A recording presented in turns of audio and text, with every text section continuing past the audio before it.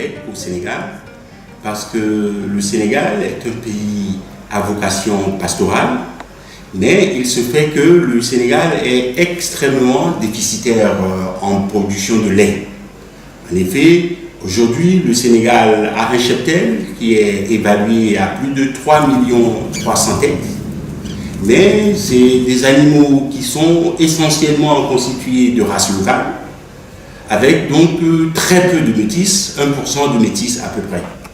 Et la productivité de ces races locales est très faible, ce qui fait donc que le déficit au Sénégal est marqué. Il est donc important que nous développions des stratégies permettant donc une meilleure utilisation du disponible fourragé. En 2010, on a estimé que le Sénégal a importé pour près de 220 millions en équivalent de litres de lait, ce qui correspond à environ 60 milliards de francs CFA.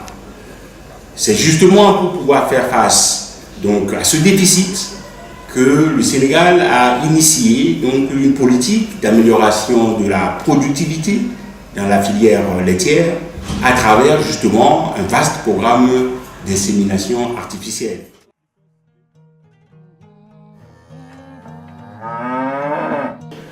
L'insémination artificielle est une belle technologie, un important outil d'amélioration de la productivité des animaux.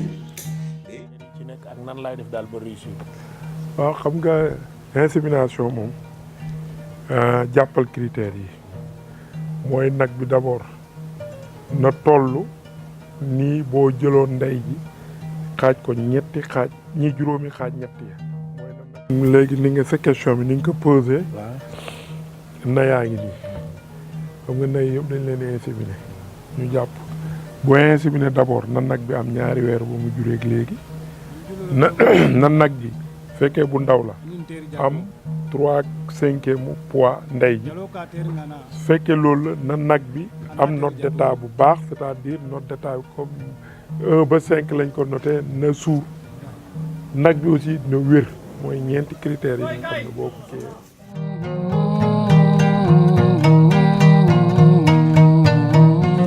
damay dem foofu vétérinaire la damay suivre nag yi nekk nagu métis yi nagu pompe yi xam ngeen ko waaw damay dem foofu di def ay enquête ci nagu pompe yi waaw.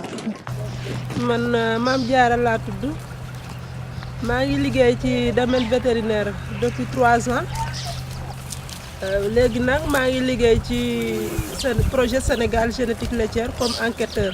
waxtaan ak kooka. dëgg la dina ma mën a wan yoon woo xëy dina ma permettre ma am la mu am mbaa ma jege ko. dëgg la dëgg la maa ngi sonn waaye wax dëgg yàlla gisul gu ma résultat.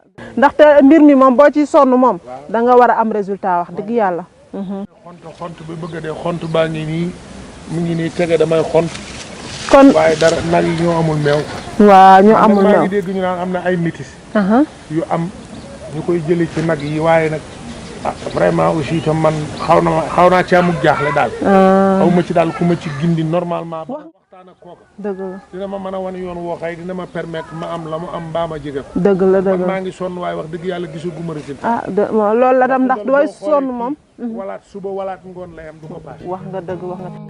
ndax dama ko yàgg bëgg te aw ma ko. léegi nag xam naa ne moom bu ñu demee la ci war lépp nañu ko ci naa ko gis rek ba def ko ci waaw. wax nga dëgg wax nga dëgg man. kii de sama waay la. Moussa Diaw da nga ñëw fekk muy waxtaan ak moom ndax ñax mi laa nekkoon am lu ma ca xamoon. ba di ko defar. waaye moom réer. par rapport ak durée bi. maanaam tey su ma ko defaroon. foofu nga wax ma def ko ci noonu. moom ñaata mois la fa mën a nekk wala année bii est-ce que mën na fa xaar ba taw tewaat ainsi de suite. tant que li ma la wax dugg si ñax ma mën na faa nekk ba ilaa yow mi diin problème bi mooy nga fexe ba du am dara lu mën a jaar si suuf pour yàq ko waaye ni fi nga ko denc wutal nga ko tóoj teg ko ou bien nu mu tuddati bu fekkee dafa na laaj ci suuf nga teg fa xorom ba nga xam ne aussi nekk na ndox it du tawaatee par exemple ndox du mën a jaar suuf dugg leneen li mooy lay bi jóge si kaw ak aération yooyu boo ko protégé mën na faa nekk diiru du am benn problème du ma sa am benn problème. am na question bu ma la bëggoon laaj tamit. ndax est-ce que technique boobu rek ngeen am pour mën a kii pour mën a. c'est-à-dire am na yeneen c'est-à-dire boo jëlee bu nekkee ñax moomu si dinañ tooy boo ko góobee. boobu lañ naan conservation par voie sèche. c'est-à-dire du laaj yeneen i jumtukaay et puis du laaj nu mu tuddati si tooyaay bi wala leneen non da ngay fendi rek ba mu fendi ba wow nga denc. am na beneen moyen bu naan ensilage c'est que dafa xaw a compliqué boo ko dugalee si sama mbokki éleveurs yi te maîtriser wuñ ko mën nanoo dem ba ñax mënuy góob mu far yàqu si seen loxo parce que dafa laaj ay conservateurs yoo si war a def dafa laaj également compactage bi nga xam ne nii parfois mën na nekk facteur limitant si ñoom moo tax sawaragun si trop d'autant plus que souvent ñoom à petite échelle lañ siy liggéey nii.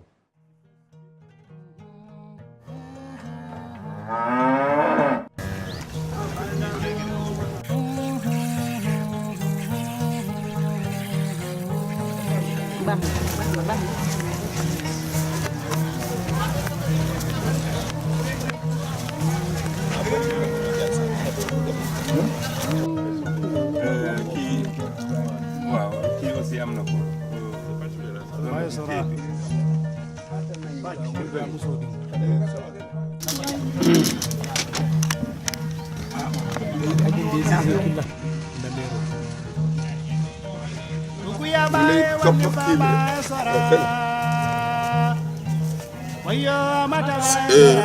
En faisant mon élevage, je ne vends pas.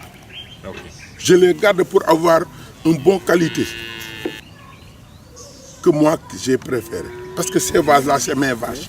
Puisque tous les vaches ont fii ci man lañ juddoo daal. sont nés ici. Puisque le premier, c'est naaru malien.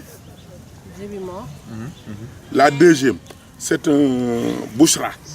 Gouchra, oui. Quand les bébés sont... le lait est fini, je l'ai vendu.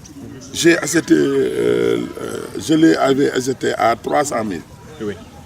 Mais quand le lait est fini, lui, je l'ai vendu à 450 000.